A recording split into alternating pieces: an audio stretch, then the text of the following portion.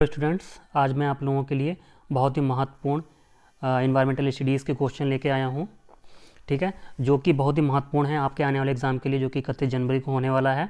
ठीक है, आइए चलते हैं, हम देखते हैं कि क्वेश्चन, अगर आप इन पे अपना, ठीक है, एक कॉपी पेन लेके बैठिए और टिक अपना करते चलिए। अगर आपके इसमें 15 क्वेश्चन में से अगर 12 क्वेश्चन भी अगर आपके अच्छे से सही से सॉल्व हो जाते हैं या 15 में से 15 भी नंबर आते हैं, तो समझिए कि आपका पेपर जो है बहुत ही अच्छा होने वाला है। ठीक है, आइए चलते हैं। क्वेश्चन नंबर 1 है कि वायु हर जगह है प्रकरण को पढ़ाते समय एक शिक्षक शिक्षार्थियों से निम्नलिखित प्रश्न पूछता है। क्या पूछता है? पूछता है कि क्या मृदा में वायु है, क्या पानी के अंदर वायु है, क्या हमारे शरीर के अंदर वायु है, क्या हमारी हड्डियों में वायु है। तो इसके द्वारा वो शिक्षक अपने शिक्षार्थियों में कौन सा कौशल विकसित करने का प्रयास कर रहा है? नंबर 1 वर्गीकरण, नंबर 2 चिंतन कौशल, नंबर 3 संवेगात्मक कौशल, नंबर 4 अवलोकन कौशल। ठीक है, तो जब टीचर क्या कह रहा है? टीचर वायु पढ़ाने का प्रयास कर रहा है शिक्षार्थियों को, ठीक है, विद्यार्थियों को, और कहता है कि क्या मृदा में वायु है, क्या पानी में वायु है, क्या हमारे शरीर के अंदर वायु है, क्या हमारी हड्डियों में वायु है। ठीक है, तो जब वो ऐसे क्वेश्चन विद्यार्थियों से पूछेगा तो विद्यार्थी क्या करेंगे? सोचेंगे कि क्या मृदा के अंदर वायु हो सकती है, क्या हम पानी के अंदर वायु हो सकती है। तो जब वो सोचेंगे तो इसका मतलब कौन सा कौशल होना चाहिए? चिंतन कौशल। ठीक है, कौन सा कौशल होगा? चिंतन कौशल। चिंतन कौशल जो है वो ऑप्शन राइट होगा, क्योंकि वर्गीकरण, यहाँ पर किसी भी वर्गीकरण की बात ही कही नहीं जा रही है कि जो वर्गीकरण किया जाए किसी चीज़ का, ना तो कोई भावना वाला बात कही जा रही है। तो नंबर 3 भी गलत है और नंबर 1 भी गलत है, और अवलोकन कौशल भी यहाँ पे ऑप्शन नहीं होगा। तो ऑप्शन 2 जो है हमारा वो बिल्कुल राइट होगा। आइए चलते हैं क्वेश्चन नंबर 2 की तरफ। बड़े बड़े शहरों में, ठीक है, सड़कों पर भारी संख्या में वाहनों के कारण पर्यावरण प्रदूषण की समस्या का सामना कर रहे हैं। पर्यावरण संरक्षण के लिए शहर के लोग व्यक्तिगत रूप से के माध्यम से अपना सहयोग दे सकते हैं। ठीक है, जो बहुत बड़े बड़े शहर हैं वहाँ वाहनों की संख्या बहुत ज़्यादा होती है, इसके कारण पॉल्यूशन बहुत ज़्यादा होता है। ठीक है, जो आज हमारी पूरे भारतवर्ष की जो है एक मेन समस्या है, पूरे वर्ल्ड की पूरी मेन समस्या है। ठीक है, तो इसमें हम अपना सहयोग कैसे दे सकते हैं? नंबर वन कह रहा है ऑप्शन कि पर्यावरण को सुरक्षित रखने के लिए व्यक्तिगत वाहन के इंजन की नियमित रूप से जांच कराई जाए। तो ऐसा संभव है नहीं कि हम लोग अपने वाहनों की रोज़ रोज़ जांच कराएं इंजन की खुलवा के। ठीक है, तो ये ऑप्शन गलत है। नंबर 2, आने जाने के लिए सार्वजनिक यातायात का प्रयोग करें। ये ऑप्शन सही हो सकता है, पहले हम लोग और ऑप्शन भी देख लेते हैं। ठीक है, नंबर 3, अक्सर घर से बाहर जाने से बचें। तो ये भी नहीं हो सकता है कि हम लोग घर ही में बैठे रहें और कहीं जाए आए ना। ठीक है, हमें अपनी नीड्स के लिए काम तो करना ही पड़ता है। ओके, फिर नंबर 4, व्यक्तिगत वाहन जैसे स्कूटर, कार आदि ना रखें। ये भी नहीं हो सकता कि हम, ऑप्शन नंबर 4 भी गलत है कि हम अपना स्कूटर, कार, स्कूटी ये कुछ रखें ही ना।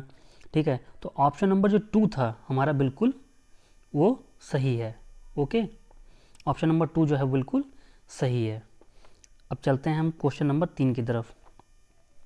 आरती, क्वेश्चन नंबर 3 में लिखा है कि आरती एक पोस्टर पर एक बीमारी की रोकथाम से संबंधित सावधानियां बताती है। तो हमें ये बताना है कि वो बीमारी कौन सी हैं जिनके लिए सावधानियां लिखी हुई हैं। ठीक है, नंबर 1 क्या है कि अपने आसपास पानी न जमा होने दें। ठीक है, यानी जो बीमारी है वो गंदे पानी से होती है। पानी के बर्तन, कूलर, टंकियों को साफ रखें। ठीक है, नंबर 3, यदि कुछ जगहों पर पानी खत्म हो जाता है तो तेल का छिड़काव करें। और नंबर 4, स्वयं के बचाव के लिए जाली का प्रयोग करें। यानी ये ऐसी बीमारी है जो मच्छरों के काटने से होती है। तो मच्छरों के काटने से कौन सी बीमारियां होती हैं? एक तो ये डेंगू और दूसरी मस्तिष्क ज्वर। ठीक, तो हमारा क्वेश्चन नंबर, ऑप्शन नंबर 1 ही सही है। चेचक को मलेरिया नहीं होता है मच्छरों के काटने से। ठीक है, डेंगू तो होता है लेकिन आई फ्लू नहीं होता है। ओके, वो इन्फेक्शन होता है, और हैजा, टाइफाइड भी नहीं होता है। तो मच्छरों से बचने के उपाय लिखे हुए हैं, तो ये ऑप्शन नंबर 1 इज करेक्ट है। अब हम लोग चलते हैं क्वेश्चन नंबर 4 की तरफ। क्वेश्चन नंबर 4 में लिखा हुआ है कि भारत में समृद्ध वनस्पति जात और प्राणी जात फ्लोरा एंड फौना के बारे में पढ़ाने के बाद विद्यालयों द्वारा प्राथमिक कक्षाओं के विद्यार्थियों को रणथंभौर, ठीक है, राजस्थान में जो कि पड़ता है, उद्यान ले जाया जाता है। यह निम्नलिखित में से विद्यार्थियों की सहायता करेगा। यानी सबसे पहले विद्यार्थियों को पेड़ों के बारे में, फलों के बारे में और जानवरों के बारे में बताना। उसके बाद फिर उन्हें प्राणी जगत उद्यान, जैसे रणथंभौर उद्यान है, वहाँ ले जाया गया। तो ये क्या बताया गया? तो इसमें बच्चों की क्या सहायता करेगा ये ठीक है, प्रकृति के पर सम्मान विकसित करेगा। ठीक है, तो एक अलग की बात हो गई। और नंबर 2, कच्छी अधिगम को वास्तविक, ठीक है, कच्छी अधिगम को वास्तविक जीवन की परिस्थितियों के साथ में जोड़ेगा। ठीक है, तो क्या होगा?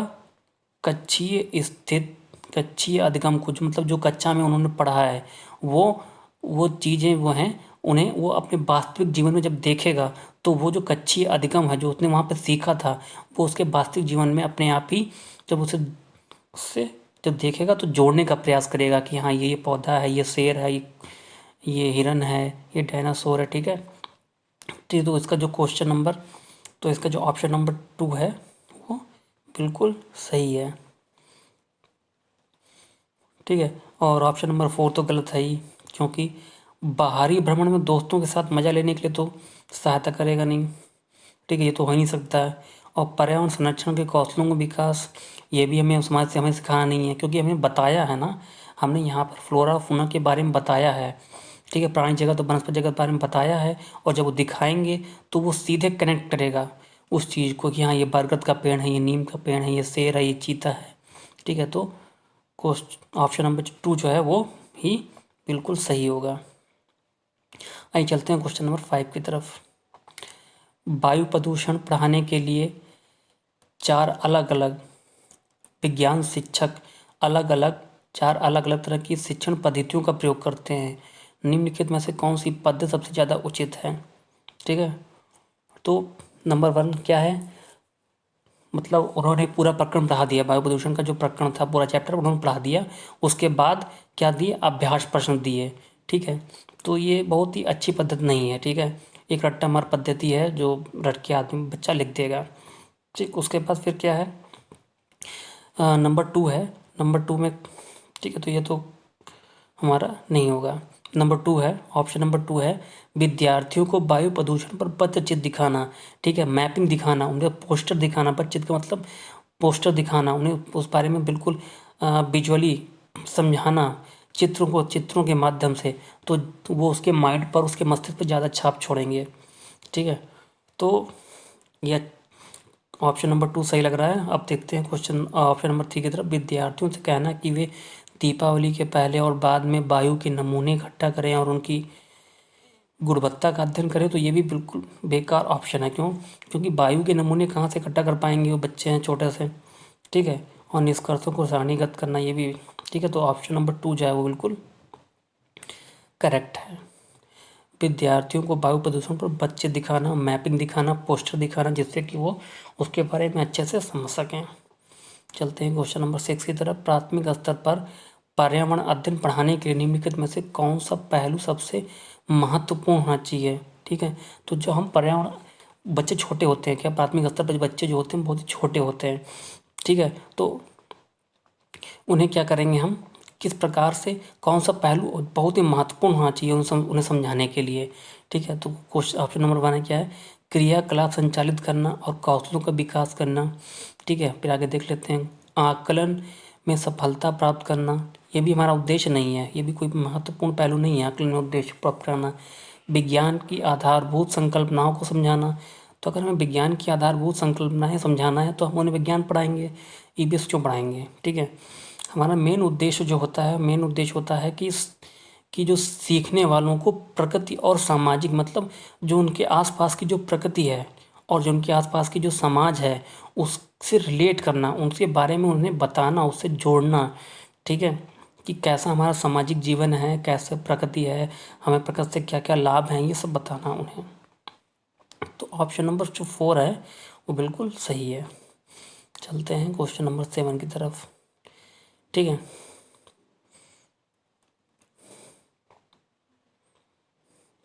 ठीक, फिर है क्वेश्चन नंबर 7 हमारा है कि प्राथमिक स्तर पर मानचित्रांकन से विद्यार्थियों में निम्नलिखित में से कौन सा कौशल बढ़ेगा। मतलब मानचित्रांकन मतलब मैप बनाना, ठीक है, मैपिंग करना किसी चीज़ की, माइंड मैपिंग करना, पोस्टर बनाना, इससे क्या बढ़ेगा। साफ सुथरा रेखांकन होगा नहीं, ये तो अगर हमें साफ सुथरा रेखांकन ही करना है तो हम उन्हें पटरी पेंसिल लेके उस पे कागज़ पे खींचने के लिए कह दें, गणनाएं करना है तो हमें गणित। ऑप्शन नंबर 2 जो है, तो ये ऑप्शन नंबर पहले तो गलत ही है। ऑप्शन नंबर 2 में गणनाएं और अनुमान लगाना, अगर हमें यही सोचना है, गणनाएं कराना, तो उन्हें गणित पढ़ाएं हम, ठीक है। और माप के अनुसार चित्रण करना, ये भी नहीं।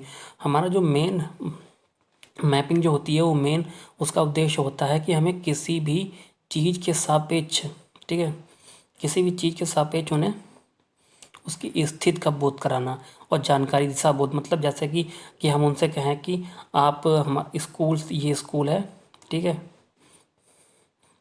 ये स्कूल है, आप जब आप स्कूल से 1 किलोमीटर आगे जाएंगे तो आप, ठीक है, 1 किलोमीटर पूर्व दिशा की ओर जाएंगे तो आपको एक मंदिर पड़ेगा, एक मंदिर पड़ेगा, ठीक। जो मंदिर पड़ेगा, मंदिर से आपको पश्चिम दिशा की ओर जाना है, तब आपको एक दुकान पड़ेगी, ठीक है। तो यानी माइंड मैपिंग और दिशा, किसी भी चीज़ के सापेक्ष स्थिति और दिशा बोध की जानकारी कराना, ठीक है। अब क्वेश्चन नंबर 8 की तरफ आते हैं। आंचल अपनी कक्षा 5 में पर्यावरण अध्ययन की कक्षा में अक्सर गहन जांच पड़ताल वाले और कल्पनात्मक प्रश्न पूछती है। इसके द्वारा किस प्रकार के, मतलब इसके द्वारा इस प्रकार के प्रश्नों को करने का उद्देश्य क्या है, ठीक है। आंचल जो है कक्षा 5 की शिक्षिका है, जो कि पर्यावरण पढ़ाते समय क्या करती है, बहुत ही जांच पड़ताल वाले और कल्पनात्मक प्रश्न विद्यार्थियों से पूछती है। तो उसका जो मेन मोटिव है, मेन उद्देश्य क्या है, जब वो कल्पनात्मक प्रश्न पूछेगी, जांच पड़ताल वाले प्रश्न पूछेगी, तो क्या होगा, बच्चों में जिज्ञासा जगेगी, ठीक है। तो उस पर विचार करेंगे, चिंतन करेंगे, ठीक है। तो यहाँ पर सीधे सीधे जो निकल के आ रहा है हमारा चिंतनात्मक चिंतन कौशल, ठीक। ये तो अवलोकन कौशल, यहाँ पे हम कोई दिखाने वाली बात कर ही नहीं रहे हैं, तो अवलोकन वाली कोई बात ही नहीं हुई। संवेगात्मक कौशल भावनाओं से जुड़े हुए होते हैं, बोलने संबंधी कौशल भी नहीं होंगे, तो हमारा जो ऑप्शन नंबर 3 है वो बिल्कुल करेक्ट होगा, ठीक। क्वेश्चन नंबर 9 की तरफ चलते हैं। वृक्ष संरक्षण की अवधारणाओं के विषय में शिक्षार्थियों को संवेदनशील बनाने के लिए गुंजन, जो कि एक अध्यापिका है, निम्नलिखित क्रियाकलापों का आयोजन करती है, ठीक है। तो क्या करता है, सबसे पहले करती है वो कि उसे यह समझाना है कि वृक्षों का संरक्षण करना क्यों आवश्यक है और कैसे किया जाए, ठीक है। तो वो दिखाती है प्रत्येक विद्यार्थी को इस बात के लिए प्रोत्साहित करना कि वह एक वृक्ष को लगाए, अपनाए और उसकी देखभाल करे। सबसे अच्छा तरीका है कि वन को संरक्षण कैसे किया जाए, कैसे बचाया जाए वनों को, ठीक है। नंबर 2, वन संरक्षण पर वाद विवाद प्रतियोगिता से बहुत ही ज़्यादा कोई प्रभाव इफेक्ट पड़ेगा नहीं, ठीक है। फिर बच्चों पर आधारित पोस्टर बनाने के लिए आम इमली के अगर हम पोस्टर बनवाएं तो उससे भी बहुत ज़्यादा अच्छा प्रभाव नहीं पड़ेगा। फिर डी है, शिक्षार्थियों को कटी लकड़ियों के भंडार दिखाकर, ये तो बिल्कुल निगेटिव इफेक्ट डालेगा, क्योंकि हम यहाँ पे जो बात कर रहे हैं वो हम वन संरक्षण की बात कर रहे हैं, और वन संरक्षण की बात में हम अगर कटी लकड़ियाँ दिखाएंगे तो बच्चे और क्या नेगेटिव डायरेक्शन में जाएंगे। हमें क्या करना है, वृक्ष को संरक्षित करना है, तो वृक्ष को संरक्षित करने के लिए उन्हें प्रोत्साहित करना है। तो हम क्या करेंगे, हमें करना है कि प्रत्येक विद्यार्थी को एक वृक्ष लगाने के लिए प्रोत्साहित करना है, ताकि वो वृक्ष को अपनाए और उसकी देखभाल करे, ठीक है। तो हमारा जो ऑप्शन नंबर ए, ठीक, 1 वो सही है। फिर चलते हैं 10, ठीक। जीव जंतुओं पर आधारित पाठ को पढ़ाने के लिए, मतलब शीतल एक कक्षा 4 की शिक्षिका है, जो कि बच्चों को जीव जंतुओं पर आधारित एक पाठ पढ़ाती है। उसके बाद क्या करती है, उसके बाद वो उन्हें चिड़ियाघर घुमाने के लिए ले जाती है, भ्रमण के लिए ले जाती है। तो यह शिक्षार्थियों में कैसे मदद करेगा, ठीक है। देखो अभी वही क्वेश्चन आ गया फिर से, यानी किसी चीज़ के बारे में बताना, फिर उसी चीज़ को विजुअली अवलोकन करने के लिए दिखाना, भ्रमण के लिए ले जाना, क्या करेगा, जो हमारा अधिगम होता है उसे वास्तविक जीवन से सीधे जोड़ेगा। तो इस टाइप के क्वेश्चन जो है सीटेट में बहुत ज़्यादा आते हैं। ठीक है, तो आप इनका सीधे सीधे जो आंसर होता है वो बस कच्चा कच्ची के अधिगम को वास्तविक जीवन की परिस्थितियों के साथ में जोड़ना। ये देखिए, ठीक है, तो सीधे सीधे इसका आंसर हमें मिल गया। भी इससे पहले भी हम लोगों ने क्वेश्चन पढ़ा था इसके बारे में। ठीक, आइए चलते हैं क्वेश्चन नंबर 11 की तरफ। बंद कमरे में यदि कोई 3-4 घंटे के लिए कोयले की अंगीठी का प्रयोग करता है तो इसका खतरनाक प्रभाव क्या होगा। ठीक है, अंगीठी जलेगी तो, ठीक, अंगीठी जलेगी, कोयला जलेगा तो क्या होगा, कार्बन डाइऑक्साइड गैस पैदा होगी। ठीक, कार्बन डाइऑक्साइड में कार्बन डाइऑक्साइड होगी, कार्बन मोनोऑक्साइड होगी। ठीक है, लेकिन कार्बन डाइऑक्साइड और कार्बन मोनोऑक्साइड में से जो कार्बन मोनोऑक्साइड होती है उसकी बॉन्डिंग जो होती है वो हमारे रक्त के जो हीमोग्लोबिन से होती है बहुत ही ज़्यादा होती है। ठीक है, और कार्बन मोनोऑक्साइड जो है कार्बन डाइऑक्साइड से ज़्यादा खतरनाक है।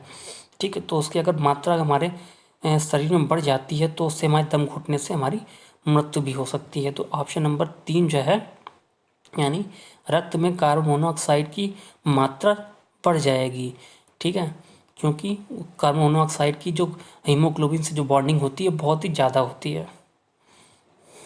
ओके, चलिए चलते हैं हम क्वेश्चन नंबर 12 की तरफ।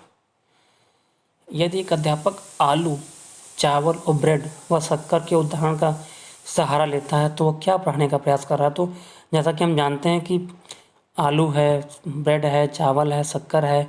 ठीक है, इन सब में क्या पाया जाता है, कार्बोहाइड्रेट पाया जाता है। ना तो विटामिन पाया जाता है, ना प्रोटीन पाया जाता है, ना खनिज लवण। तो कार्बोहाइड्रेट पाया जाता है, तो कार्बोहाइड्रेट के बारे में ही वो बताने का प्रयास कर रहा है। ठीक है, तो ऑप्शन नंबर 2 जो है वो बिल्कुल करेक्ट होगा। ठीक, क्वेश्चन नंबर 13 की तरफ चलते हैं। प्राथमिक स्तर के ईबीएस की पाठचर्या को शुद्ध विज्ञान और सामाजिक विज्ञान की संकल्पनाओं को सम्मिलित करके विकसित किया गया है। ऐसा करने का मुख्य उद्देश्य क्या है। ठीक है, ईबीएस में क्या है, विज्ञान भी है और सामाजिक विज्ञान, दोनों की जो इफेक्ट हैं, संकल्पनाएं हैं, अवधारणाओं को सम्मिलित किया गया है। इसका मुख्य उद्देश्य क्या है, इसका मुख्य उद्देश्य है कि मतलब पढ़ाई, नंबर 2 सबसे पहले देखेंगे शिक्षार्थियों को पर्यावरण को संपूर्ण ढंग से देखने के योग्य बनाना। ठीक है, नंबर 2 ऑप्शन क्या है हमारे पास कि पढ़ाई के विषयों की संख्या को कम करना। ये तो नहीं हो सकता कि हम पढ़ाई के विषयों की संख्या को कम करें, ये तो कोई हमारा उद्देश्य नहीं है।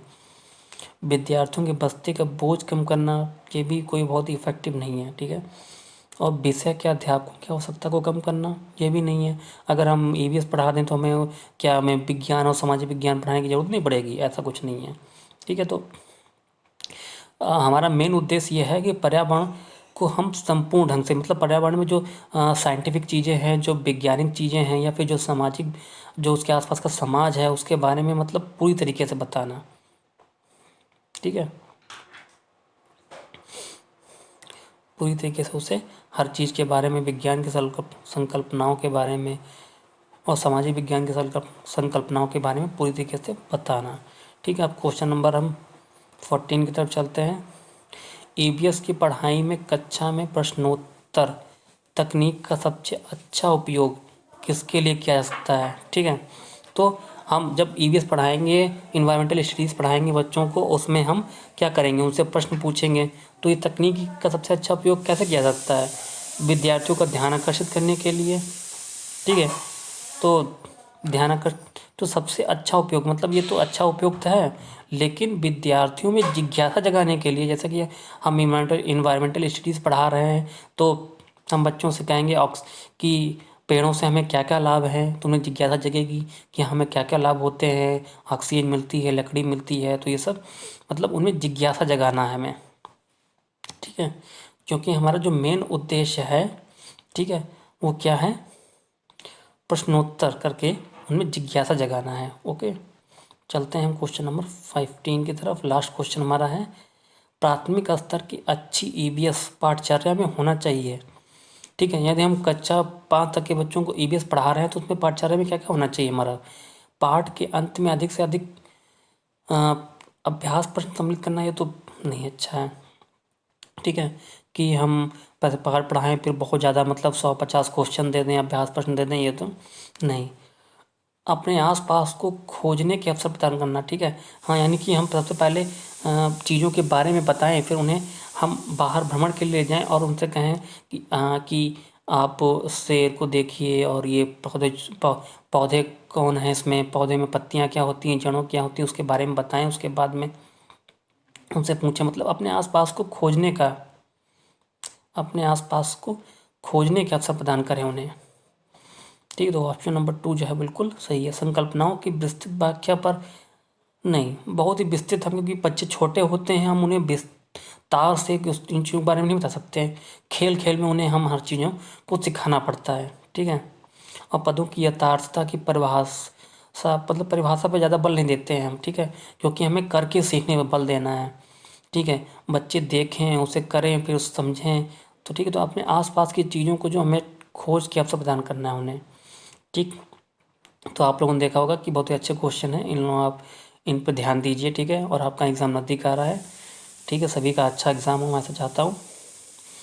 इसी के साथ मैं फिर से आपके लिए अच्छे अच्छे क्वेश्चंस लेके आऊँगा। धन्यवाद।